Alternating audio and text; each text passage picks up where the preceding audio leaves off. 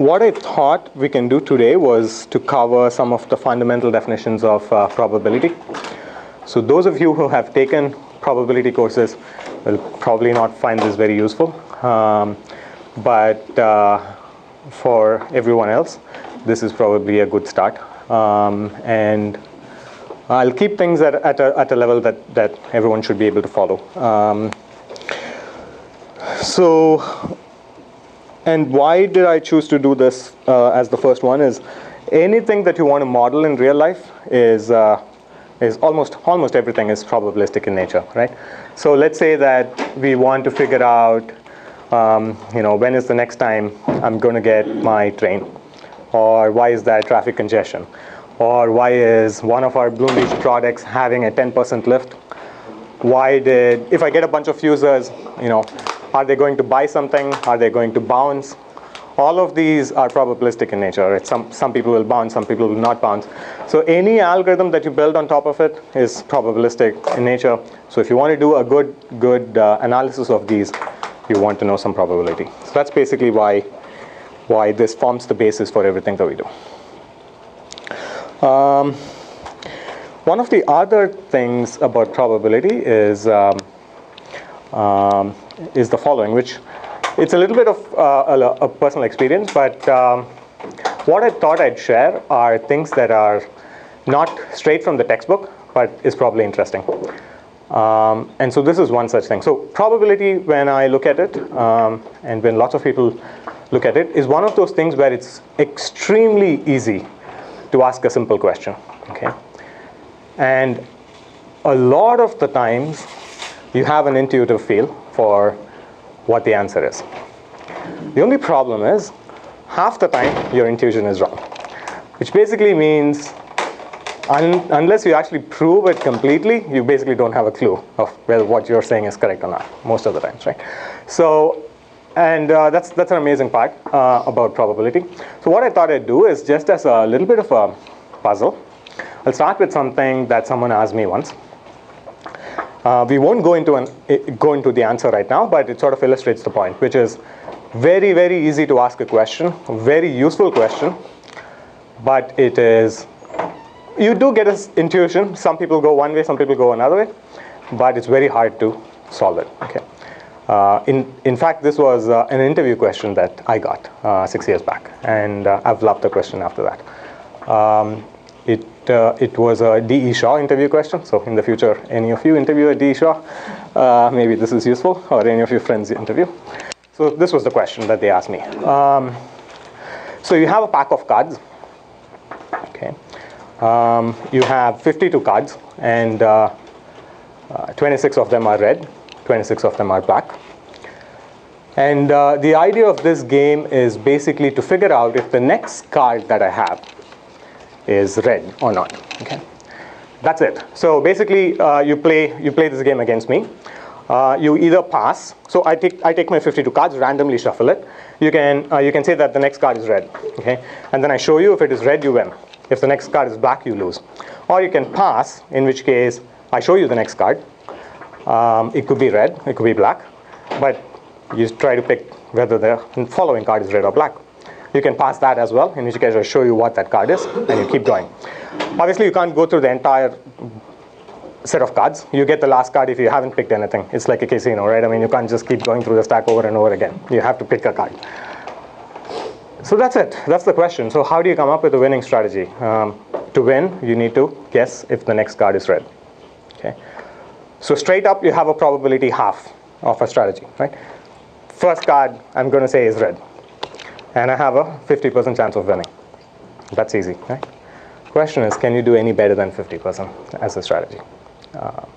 So beautiful question. And the reason it's beautiful is it comes up a lot in real world. Especially it comes up in trading a lot. You have a finite period of time where you have to make a decision. The most obvious decision isn't going to get you anything, which is 50-50. Is there something you can do here? Is there some strategy you can do, which is I'm going to pass my first card. If my first card turns out to be black, now I have a slight edge on my second card because it's slightly higher than half. So maybe I should guess the second card should be red. but then maybe it turns out to be black. Now I'm back to 50-50 probability. What do I do now? So you can come up with a strategy. So first question is, can you come up with a strategy that's better than 50%? Okay. Beautiful question. And the reason it is beautiful is there is a one-line solution that all of you can get. That's an intuitive solution. That's a beautiful one-liner. There is a hard, mathematical proof as well you can come up with. But there is one line, beautiful solution. I won't go into the solution. Maybe I'll do one of these every time, and following lecture, I can give you the solution. But it's a beautiful question. But is the question clear for everyone? Right? And this is why it's so hard, because I think when I was asked this question, my intuition led me to one direction. And it turned out to be the wrong direction, actually. So all of you probably have an intuitive feel. OK, I can do this trivially at 50%, so that must be something I can do better. That's one way to think about it. I've asked this question to so many people after that, not as an interview, but recreationally, and a couple of people even at Bloomreach, actually. And some people think the other direction as well, which is, OK, that can't be any way in which we can do better than 50%. First, that's the question, can you do anything better? OK, cool. So let's start with some definitions.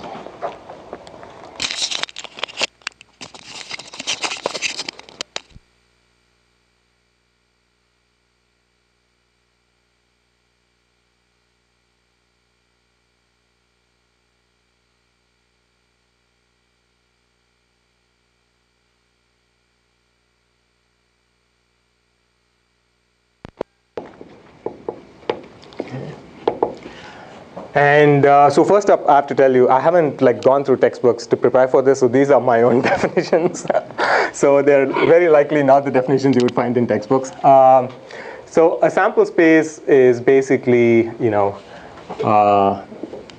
the set of all outcomes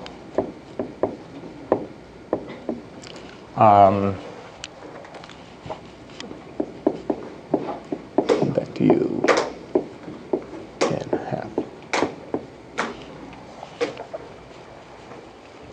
Okay, so let's say that we deal with a couple of examples.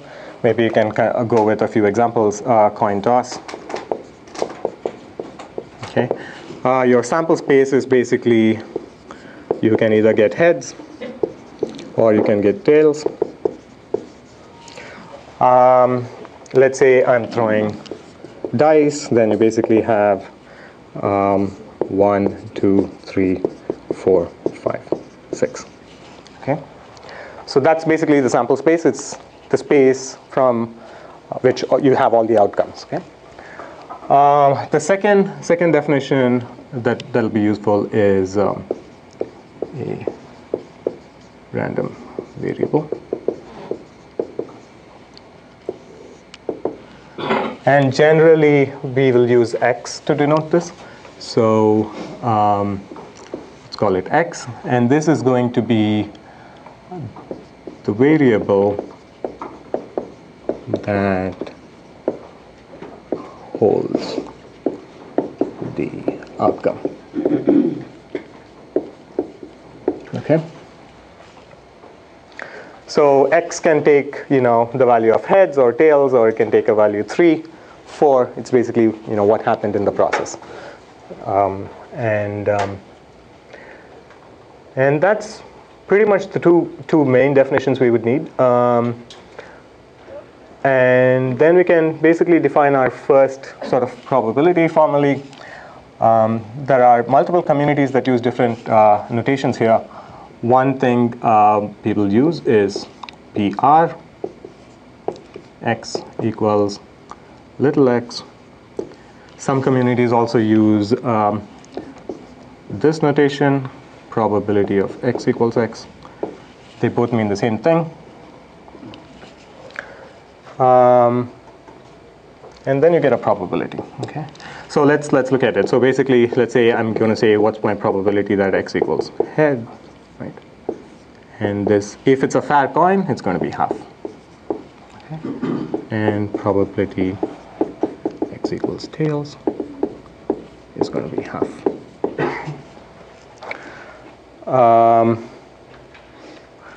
Okay, so in the case, of course, of throwing dice, let's say probability that x equals 1, it's roughly going to be 1 over 6. If it's a fair dice that I'm throwing. Okay. So that is basically the sort of simplest definitions of probability. You have a probability, you have a random variable. Random variable takes a value from the sample space, and that's your probability itself. Okay, it's basically all that is, and it's a formal definition. Now,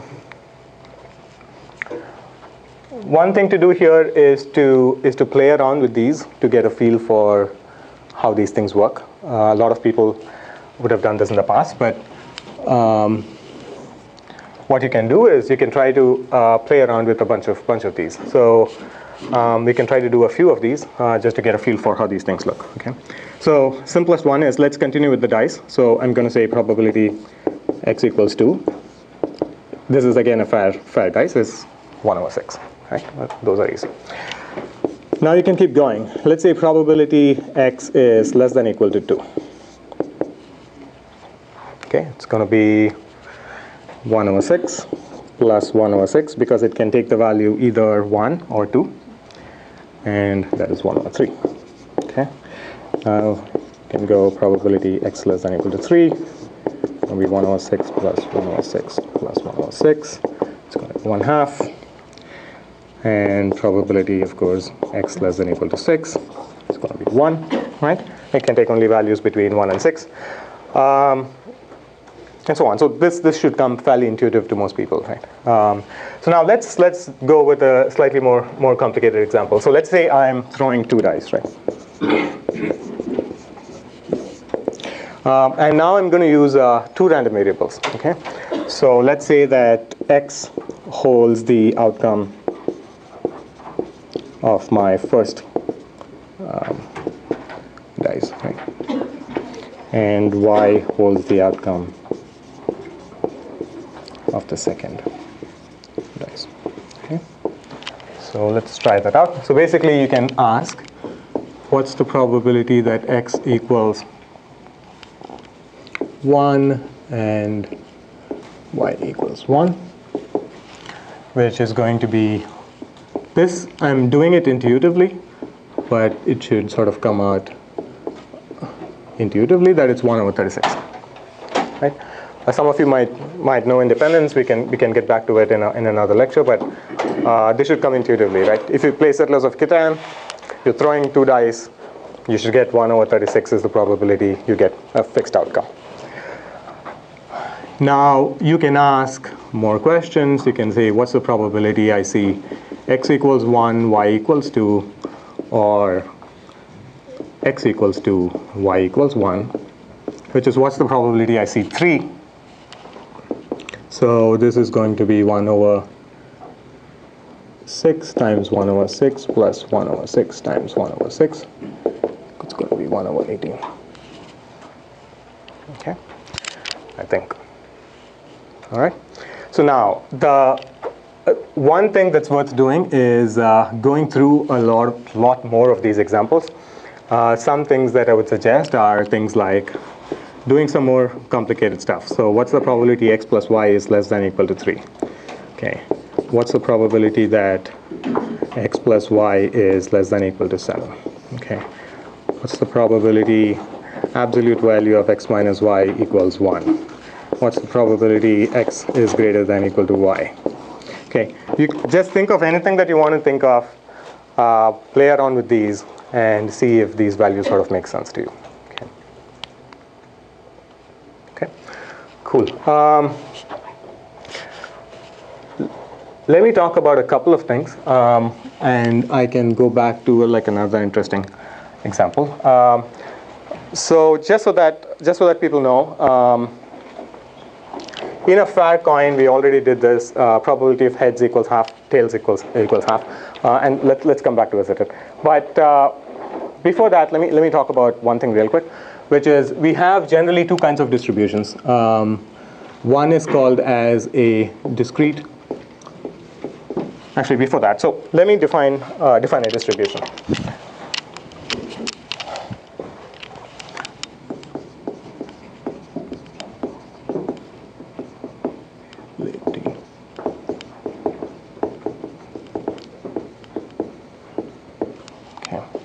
this is again my own definition. So this is anything that defines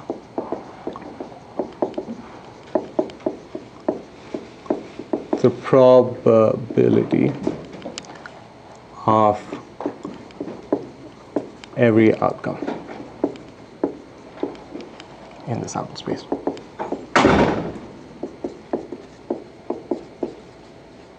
Okay, so let's say that it's my coin toss, then we already know what the distribution is. It basically looks like this. Probability of head is half, and probability of tails is half. Okay. For when I'm throwing dice, it's basically probability that x equals 1 is 1 over 6. Probability x equals 2 is 1 over 6, and so on, right? So that defines what a probability distribution is. You take every single outcome and you define what the probability is for that outcome. Obviously, all the probabilities should be greater than or equal to 0, less than or equal to 1. And most importantly, you should have this property, which is always useful, which is sum of all probabilities over your sample space equals 1. Okay. You cannot have 0.9, you cannot have 1.1. If you're throwing a dice, and if you add up all your probabilities and you get 1.1, there's something wrong, right? So if you add up all the probabilities, you get 0.9, there's still something wrong, which probably means you left out something in your sample space. Okay, so this seems trivial, but it's actually immensely useful in practice. And so many times you have to go back and do this maths to figure out, okay, so did I add up everything, right? And this is actually very useful. Okay. So let me quickly go into another interview question, which used to be very popular many years back and has gone completely out of fashion. What's the follow-up question to the previous? How many times can you pass? Oh, you have to at least pick one card in the deck. That's all. And don't think about it right now because it's a tricky question. I mean, honestly, it's not that easy a solution. But you have to pick at least one card, basically. You can't keep passing through the entire deck. Okay. Then I know the okay. So another interview question. So this was again popular a long time back, which is okay. So we have this distribution for a fair coin, right? So we have probability of head is half, probability of tail is half, and it's an interesting question. It's a very practical question. Like let's say you are refereeing football game. You go in the middle and then you realize, okay, so I only have this coin. I actually don't know if it's fair or not. Okay, and you're going to toss this coin now. The question is, how do you get around this? Right? You don't want to go there and toss the coin and give one person an unfair advantage. I actually don't even know if all the coins are fair. Right? It's very likely some coins are not fair in the world at least. So how do you basically do this? You have a coin. Sometimes you know the bias, sometimes you don't know the bias. So specifically, let's take an example. I have probability of head. And this is also anyway good for us to work out some more of our math here, which is, let's say concretely it is 1/4. And probability of tails is 3/4. Which basically means I have a bias coin now. Now, how do you get these two people to have something fair? Now, this used to be a popular question for software engineers, and rightfully so. It has completely fallen out of fashion because this has close to nothing to do with software engineering, really. So there are lots of schemes people can come up with, right? Many schemes you can come up with. One scheme that I came up with is, you give the coin to one guy, ask him to keep tossing. Or maybe you toss for him, until he gets the first head, okay? And then you take the coin, make the other guy keep tossing until he gets his first head. And whoever tosses more wins the bet. That seems pretty fair, right? Even though you actually don't know. The most famous solution for this was actually something that came out of a mathematician very long time back called John von Neumann. And his solution was pretty pretty cute. What he said was toss the coin twice. Okay, so let's work out the probabilities. So you can either get the probability of head, comma head, right, which you have a probability of 1/4. Sorry, you have a probability of 1/4 times 1/4. You have probability of heads and then tails, which you have a probability of 1/4 times 3/4. You have probability of tails and heads, which you have 3/4 times 1/4, and probability of tails, tails, yeah, 3/4 times 3/4. Okay, so those are the 4 probabilities if you toss the coin twice. Okay, now the cool observation, and actually it's an incredibly powerful underlying principle, which we can get back to when we do simulations, is the fact that although this distribution is still biased, it's not all even, these two outcomes are even. Okay, these two outcomes have the same probability. So his solution was, we're going to toss the coin twice, and you're going to ask one of the guys to pick either a head followed by a tail or a tail followed by a head. Okay, and if he gets that, he wins. If this guy gets it, he wins. If neither of the two happen, which is you get either 2 heads or 2 tails, then you repeat the process again. Okay, that's like an incredibly powerful idea, which is you have like a biased distribution, but you actually pick a subset of the distribution that is unbiased, and you only work on that subset, and you basically keep sampling until you're basically only working on that subset, right? So it's a very, very cool idea. In fact, if I think about it, like any game, anywhere you go, if you are a referee and you want it to be actually perfectly fair, you don't even need to toss the coin many times to figure out if it's biased or not. Just toss it twice, and that guarantees you that it's fair. It can be heavily biased, but it still guarantees you it's fair. It can be a little bit biased, it's still fair. If it's fair, obviously it continues to be fair. So it's like a cool trick. If it comes back into fashion, you might be prepared for an interview question. So anyway, so let me talk about a few things that that I was starting to talk about, which is what are the different distributions we can have. We can have 2 distributions. One is a discrete distribution.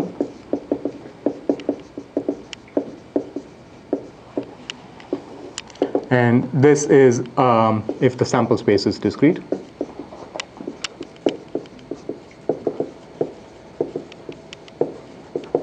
And of course, second is a continuous distribution.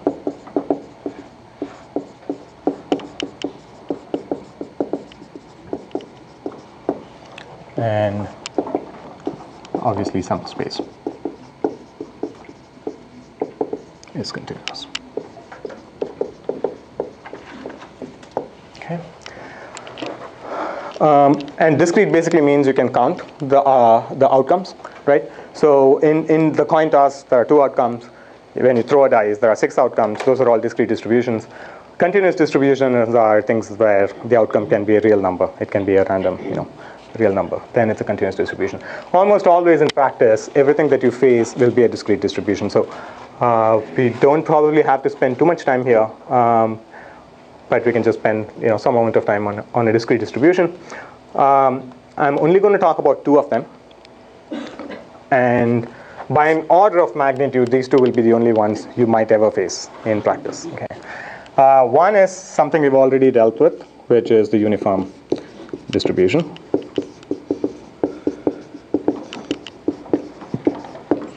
Which is all outcomes are equally likely.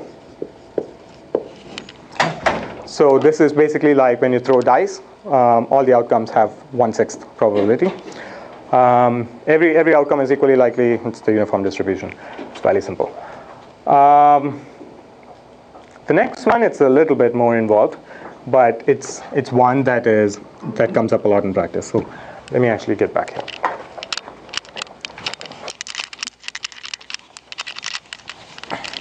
So do people have any questions so far? So in this coin toss case, when you have a bias, Yeah. if the guy who is guessing, he has no idea which way is biased, right?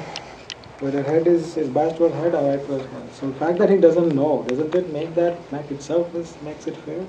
Yeah, but you generally ask one of the guys to pick what they want to call, right? Yeah, but even the person who is guessing, he doesn't know which way it's biased, right? But it's not clear, right? Maybe he knows, right? That's the whole idea, right? I think, like for instance, in NFL they mint the coin that they toss, and I'm guessing since it's NFL, they probably have tested it to death and made sure that it's unbiased. But it would be like if, let's say, I have a 10% edge that way, I would definitely do my homework if I were a football player to see if the coin is biased. Right? I mean, it's like the simplest thing you could do. And even if you have like a 5% edge, 5% is probably too big, but even if you have a 5% edge, it's a simple thing that you do your homework, right? Okay. This just avoids it completely. A couple of days back, that they have kind of like made a machine to kind of like Toss the coin. toss the coins, not for NFL, just for experimental purposes. Right. So since for the construction, the head is kind of like a bit Higher. and it has higher weight. So it was kind of like if you start with the head position and then throw it, Yeah. then you have a higher chance of getting heads. Yeah. Those kinds of things. Yeah. So you just avoid all these sorts of issues, right? This is known. If you just bet the face starts facing up, that has a 51% chance. Yeah, 51%. Yeah. This is known. That's not. Yeah. So that's a pretty big edge, right? I mean, Yeah. it's pretty big edge for the amount of effort it takes for you to say I'm going to go with that. All right. So next distribution. So this is called as a binomial distribution. Okay. And I'm going to explain binomial distribution. Why this is important to know. Okay. So this is characterized by two parameters, which is n and p. And n is basically the number of samples. It's one of those things that has only two outcomes, but p for, for sake of generality, we're going to assume is the probability of success. Okay. So by definition, obviously, 1 minus p is the probability of failure.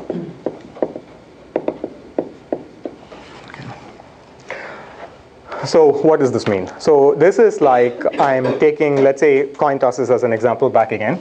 So n will basically be the number of coin tosses.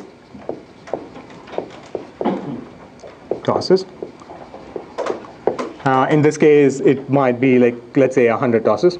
And p is basically, a success you can define as let's say heads. Then this is basically equal to half. Okay. So what a binomial distribution is you have a bunch of tosses, you have a bunch of samples, and then you have a probability of an outcome. Okay, probability of a success, let's say. And that's pretty much it. And if you want to actually define the distribution, so it's a little bit ugly, but it basically looks something like this. It's a probability that your random variable takes a value k. It is something like n choose k, p to the k, 1 minus p to the n minus k, something like that. But it doesn't branch out. This formula you will never generally use in practice, so it's okay if you can't pass this formula. But what the important thing is you have a bunch of tosses and you have a probability of success or failure. Why is this important, right?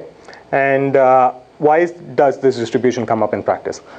Pretty much everything that you do from an analysis standpoint when you do analytics will be a binomial distribution. So a very concrete example, let's say we work with two of our Bloomreach products, which you probably know which ones. You have, let's say, a bunch of visitors and people buy something. Okay, that's a binomial distribution because you have, let's say, 10,000 visitors coming in a day and 1% of them convert, right? So that's this probability p. Then you basically have a binomial distribution for the number of people who will buy something. Okay. Now, let's say you have a bunch of visitors and you're looking at bounce rates, right? So bounce rates are actually, in this case, actually close to half. Let's say it's 40% or 50%. You have a bunch of people coming into the website, so that's n. And you have the probability that a person bounces. That's the p, which is close to half. And then you can ask questions like, okay, so if I see 10,000 people, what's the chance that 10 of them bounce? If my bounce rate is 50%. That tells you, for instance, the distribution that you expect to see across days. Does that make sense? So this is basically why this comes up over and over again in practice, and why this is like an important distribution to know. Anytime you have a number of samples and a success. Success could be bouncing or not bouncing. Success could be conversions, right? That's why this is kind of important. So, it might be helpful if you just draw the curve for this. yeah. So basically, and it's actually a good idea to look at this curve for one more reason we will get into shortly. So this curve, right, basically looks something like this, which is, let's say that I'm going with this example, right? I'm going with 100. So I have 1, 2, 3, all the way up to 100. And this is basically, this denotes the number of successes that I expect to see. And this is basically, I don't know the exact probabilities, but this will basically be the probability.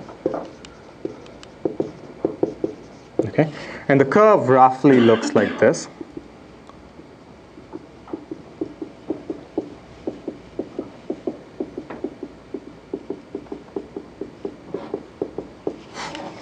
So it'll roughly look, if you do that, it'll roughly look that way. Okay, so this will be 50. Okay, so basically what this means is this is for n equals 100, p equals half. Okay, so what this basically means is that if your bounce rate is 50%, if you have 100 visits, you expect 50 people to bounce, right? That's the biggest probability of happening. But then you can basically ask yourself, how far away can I go on either of the two sides? And these give you the probabilities that you can go on either of the two sides. Okay.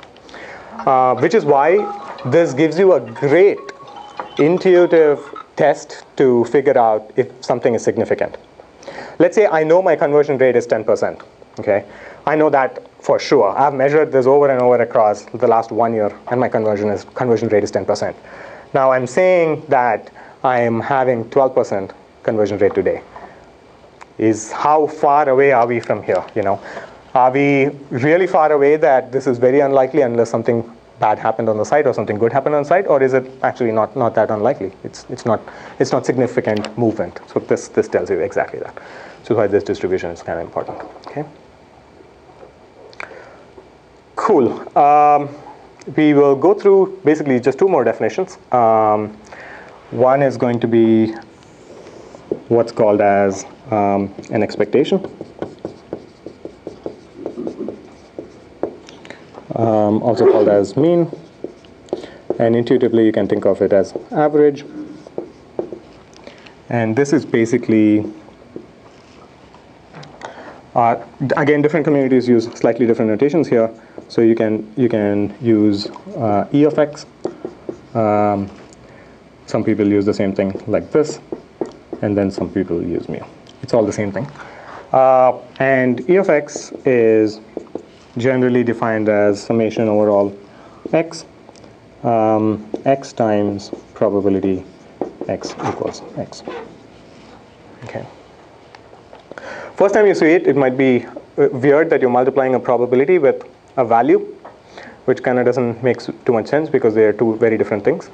But this is basically what's an average outcome that you expect to see. Okay, so let's walk through an example to make sure we get it. So if I throw dice, right, your question that you're asking is, what's the average outcome that I expect to see? You have 6 different outcomes that you can get, right? 1, 2, 3, 4, 5, or 6. Each one has a probability of 1 over 6.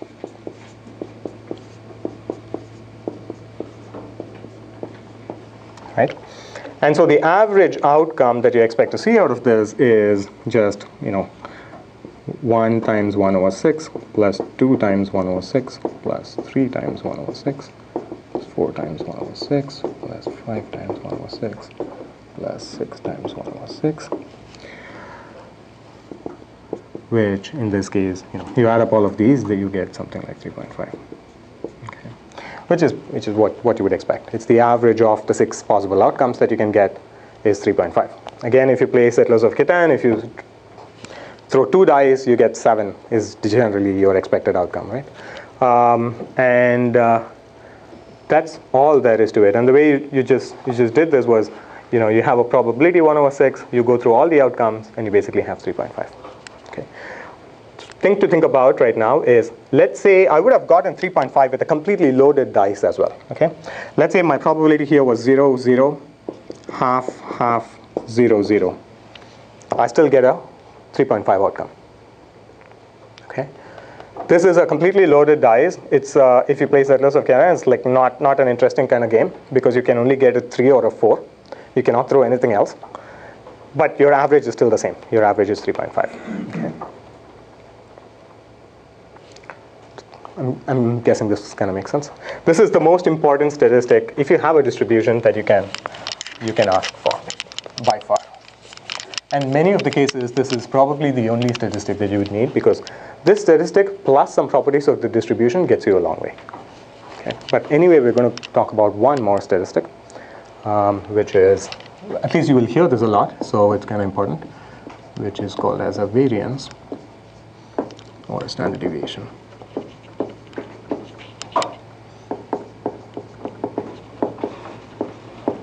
Okay.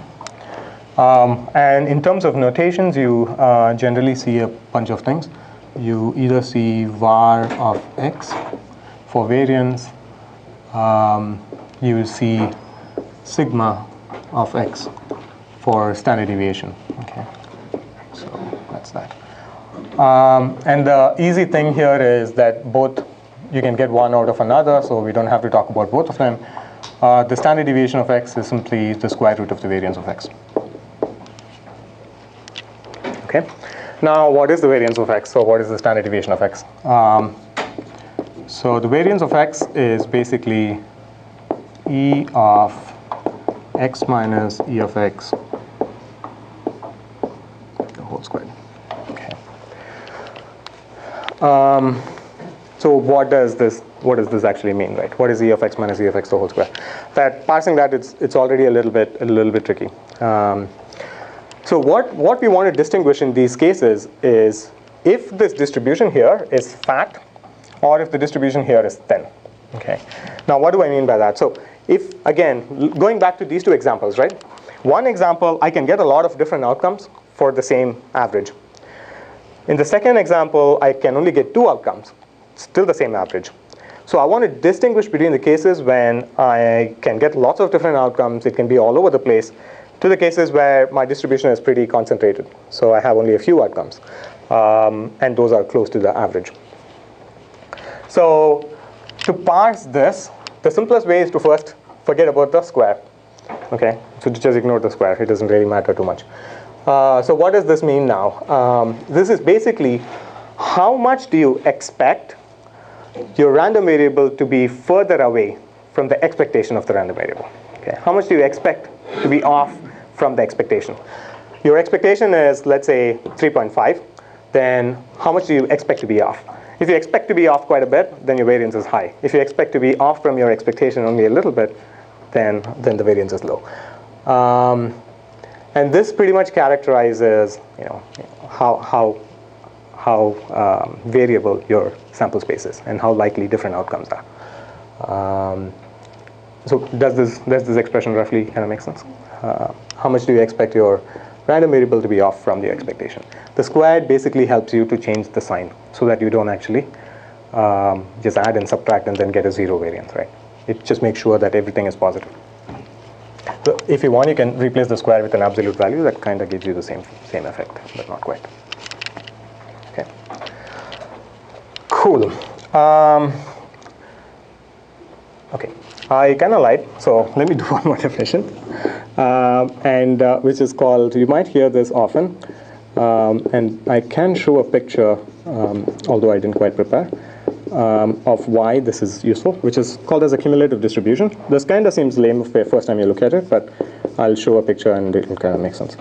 Which is anytime you ask this question, what's the probability that my random variable can take any value up to a constant? That's a cumulative distribution. Okay. This seems like a special case of whatever we have talked about, but it kind of comes in handy at times. And I'll go through one real-world example of in my toolkit that I've used, where this comes in quite handy when you're looking at data. But a cumulative distribution is like non-negative because you keep saying, what's the probability I can get at most, add up your outcomes of your dice and I can get 0, 1, or 2, or 0, 1, 2, or 3, 0, 1, 2, or 3, 4. Go all the way up to when the probability becomes 1. That's a cumulative distribution. Okay. Cool. So next we're basically going to talk about continuous distributions. Like I previously mentioned, it's not all that important as like a discrete distribution, because many times you can even convert your continuous distribution into a discrete distribution if you want, and in real world do some math on the discrete side. But let's just talk about it anyway.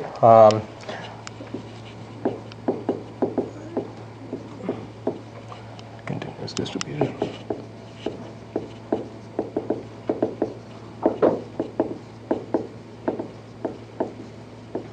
Okay. The notation changes now, and people don't go anymore with. So remember we used capital PR or capital P.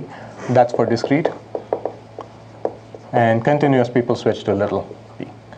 So little p of x is, everything is little, and then this is continuous. Okay.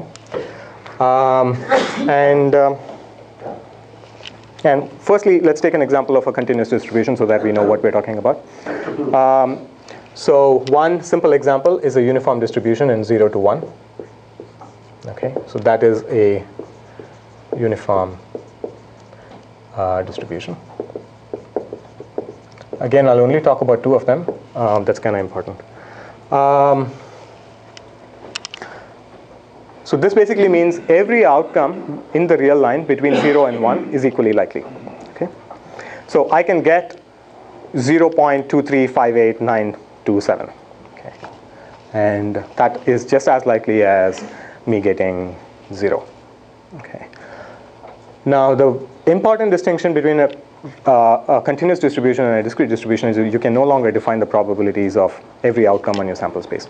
Okay, because if you ask a question, what's the probability that x equals 0.1, your probability will be 0 anytime you ask that question, because there are infinite outcomes now possible. It's not throwing a dice and getting 6 outcomes. There are infinite different outcomes now. Okay. So what people do is they use something called as a density function, which basically roughly tells you what's the shape of this distribution and how is one point relative to another point in terms of how likely they are. Okay, so let's take the uniform distribution as an example. So probability of x is basically going to be 1 if 0 is less than or equal to x is less than or equal to 1. Okay, this just means that everything is equally likely as something else. That's all it tells you. It doesn't obviously tell you that every outcome has a probability of 1. That's exactly not what it's telling you. One important thing to note is, and this is something that many people actually miss, is in your discrete distribution, every outcome has value only between 0 or 1. But anytime when you talk about a density function, this is unbounded. So it's actually a simple litmus test to ask someone, like density function, is there any bounds to the density function? And the answer is actually no. This can take a value 1.5. This can take a value 15. All of this is fine. It's fair game, because now you're talking about a density function. You're not talking about a probability anymore. It's still lower bounded by 0, but at least you don't have 1. Okay. So correct. So you also have the fact that when you actually, so when you sum the probabilities to 1, so here summations turn into integrals, and integrals have to integrate out to 1. But I mean, they don't matter too much. But the idea is, you basically define a density function, and that's how the density function looks. Let me talk about one last distribution, which is something you would have heard a lot, and so I want to spend a little bit of time on it, which is your normal distribution.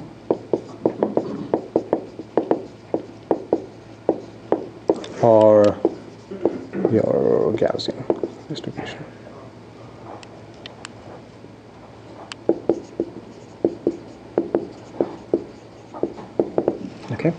So this is basically something where the density function actually looks fairly ugly. It basically is something like this: I e to the negative x minus e of x whole square divided by 2 sigma square, something like this. But ultimately, it doesn't actually matter so much. But the question is, why is this kind of an important function to look at? Okay. So just like how we looked at two distributions in the discrete case, right? We looked at uniform and you looked at binomial. Here we are looking at two distributions, which is uniform, which is everything is equally likely, and the Gaussian or the normal distribution. And why is this kind of an interesting thing to look? And the reason is, one of the many reasons is just that you basically have the distribution. Let's say that I'm looking once again at a mean of 50, or the mean can be anything, but let's say I'm looking at a mean of 50. Then and this is the density. Then that function here basically looks like this. Okay, and you would have seen these curves before. And if you recall, that looks kind of like that. Okay, that's one of the reasons why it's very important. Because when you look at a binomial distribution, that's the discrete case of the Gaussian distribution, which is the continuous case. And the two have like this equivalence between the two of them. And that's like one of the reasons why it kind of, even intuitively, it's important in one side. The continuous case is important on the other side. And so yeah, so that's mostly what I wanted to do. So as a side note, the Gaussian distribution itself was actually not invented by Gauss, as it's often the case with these sorts of names, but it was invented by another mathematician who, like many mathematicians, actually lived in poverty. There's this guy called Dimwa, who actually invented the Gaussian distribution, and Gauss actually just took it and applied it for some of his work. And the equivalence was actually found by somebody else. In fact, so basically Dimwa came up with this. I think he did some equivalence on a special case when the probability was half between binomial and Gaussian, and then Gauss used it, and then another mathematician basically, again another famous mathematician called Laplace, basically showed that the two are actually the same. It kind of looks ugly here, right? If you look at the binomial, that also kind of looks ugly, the probability mass there. This also looks ugly, but the two are actually the same, which is kind of interesting. Cool. One thing that I can say is Same, right? Exactly. Yeah. Okay, so one thing is, like I can say, is we looked at a bunch of discrete distributions, right? So if you wanted to follow up on this, okay, so there are a bunch of things you could follow up on. The first thing is the fact that initially, well, that is the first puzzle. Yeah, you can follow up on the puzzle. That's obviously true. The second thing you can do is follow up on those exercises we were doing. X plus y, what's the probability it's less than, and so on. We did the biased coin, right, and unbiased coin, how to do that. You needed 2 tosses, and you throw away the coin if it didn't come up. You can ask yourself, can I do better than that? Okay. Can I do better than requiring 2 tosses and then throwing away, and so on? And you can follow up on those. But if you wanted to follow up on specifically discrete distributions, there are a bunch that you can read upon. One is called as a geometric distribution. These are all, in practice, lesser likely that you would face. There's negative binomial. There's hypergeometric. There's poisson. These are the ones that actually come to my mind. There's multinomial, which is basically binomial except different.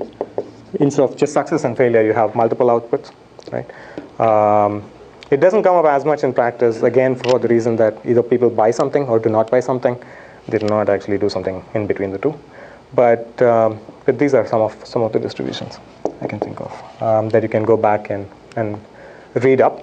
There are 3 things you would read upon. What's the probability mass? What's the expectation? And what's the variance? Actually, that's also another exercise, which is right here for the uniform distribution, right? So let's look at the uniform distribution in the interval a to b. Okay. So you can get any value between a and b. Question is, what's the expected value of x? Okay. And you can work that out. And what's the variance of x? You can sort of work that out as well. And neither of the two is very, very hard. So that's pretty much what I had for today. We will obviously pick up pace, right? So the next thing, if we do another one, I'm thinking we'll do joint distributions, independence, conditional probabilities, conditional expectation, and maybe a quasi sort of data-driven kind of thing where I can show you some data. And then after that, we'll basically do our first machine learning algorithm after that. So we'll pick up pace quite fast. But if people have questions, let me know. I think we're perfect on time. Yeah, go for it. Okay, one question, Sri. Yeah. You give, so I think many times we do some data analysis, right? And we give like expectation or average, basically, right? Yeah. Of something. Yeah. And as you just illustrated, right, the average typically tells you something, but Yeah. the second number Yeah. adds a lot more color to that. Yeah. So obviously we can, we're able to give both, like the average and the standard, the variance or standard deviation, Yeah. whichever. Can you give us an intuitive idea of like, okay, so if my average is X or, and the standard deviation is Y, Yeah. then if what I'm looking at is two standard deviations away, Yeah. so how likely is it? Is it 3 standard deviations away? Is it 5 standard deviations away? How likely sort of it is? yeah, just like a good rule of thumb. So in general, you can memorize these numbers. One standard deviation, one standard deviation either way is about 66%. 2 standard deviations, 95%. 3 standard deviations, 99%. Yeah, and I think that would be good too. Yeah. We often want to do those numbers and give the standard deviation, and I think that hopefully should help everyone to know, like, oh, what I was looking at was 4 standard deviations away, so something is probably wrong. Exactly. So what we can do is we can do a few of these kinds of. So yeah. So what he said is absolutely right. 66, 95, 99 approximately seems right. And what other things we can actually do is some other sorts of inequalities that are sometimes less tight, but are still very useful. So which is why I said if you have an expectation plus the distribution, you can do a lot with it, even without the variance. So to be very concrete, so there are a few few inequalities. If you have an expectation? If you have the expectation. So firstly, if you just have the expectation, you can come up with some inequalities. Okay. Now I can write this. Maybe I should go through these sorts of things in a future thing. But you can get what are called as these tail inequalities. Okay. They're called tail inequalities. These are very, very important. Once again, a lot depends on the community who does the analysis. Okay. There are 2 major communities, roughly speaking. One is the statistics community, and the other is the algorithms community. I'm closer to the algorithms community. But the statistics community go with, obviously, things like expectation variance. And you can go even higher than that. You can go, higher moments of the function, which is you can go, one. This expectation is like first order, variance is like the second order. You get squares and so on. You can keep going, third, fourth. Each one gives you a different color for the distribution, like you said. The other way of looking at it is just the expectation roughly, and you can ask, with the distribution, can I say something? So there are a bunch of inequalities that you can use just with that. You can read up on it. So one is called as a Markov inequality. Markov inequality. So this basically just uses expectation and tells you how far further can you be. These tend to be fairly loose, but it roughly looks like something like this. It's alpha times expectation of x is less than equal to 1 over alpha, something like this, which is if you're off by 2 times the expectation, then you are like at most half the probability that can happen. I might be wrong here. I'm thinking about these from memory. The next one you can look at is called Chebyshev inequality. So this uses expectation and it uses the variance and the standard deviation of x. And you can basically come up with an inequality very similar to this, which is stronger, tighter, because you're now using two things to bound something. The third one that comes out very handy is basically Chernoff bounds or Chernoff-Hafting inequalities. Inequalities of bounds. These, again, I might be wrong because I'm thinking about these from memory, but these roughly look like x is greater than or equal to 1 plus delta times e of x is less than or equal to e to the negative delta squared e of x over 2. Roughly like this. So basically, I might be off in the constant. I don't remember if it's 2 or 3. But this is a pretty tight bound. So this basically tells you that, or tighter bound. It basically tells you that if you're off by a 1 plus delta times the expectation, then you sort of this likely or lesser. So you can use, this is what I meant by you take an expectation, kind of look at the distribution, and you sort of get these sorts of inequalities. So those are some ways, but you can just, like he said, you can just use like normal distribution and you have, let's say, these 66, 95, 99 bounds. That also gives you something.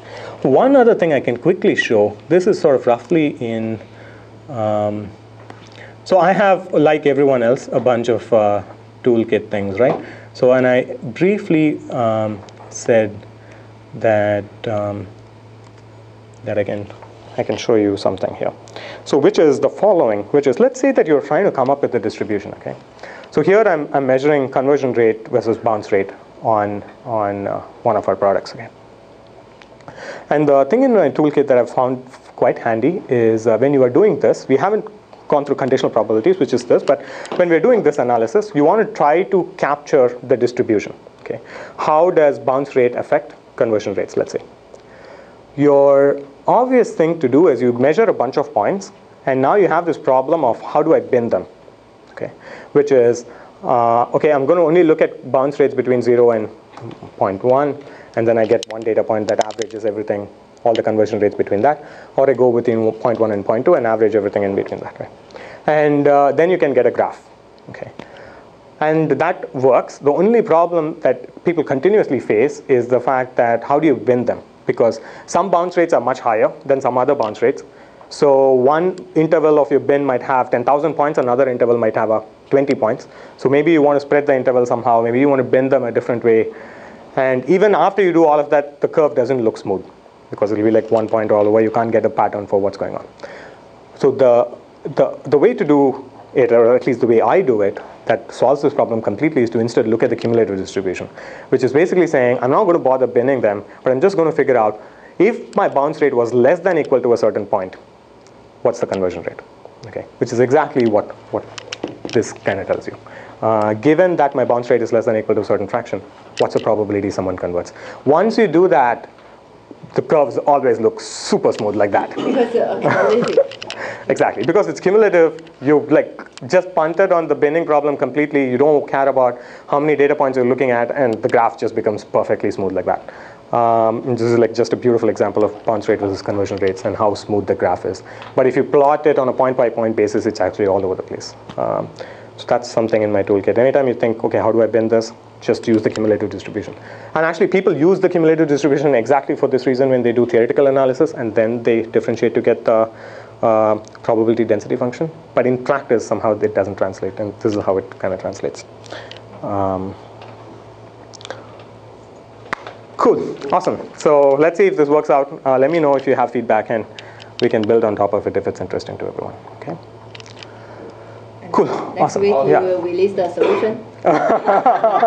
Sure, next week I can release the solution. Yeah, definitely. And do a new tricky puzzle. I like these puzzles because they're not kind of assignments, but they're like very impactful.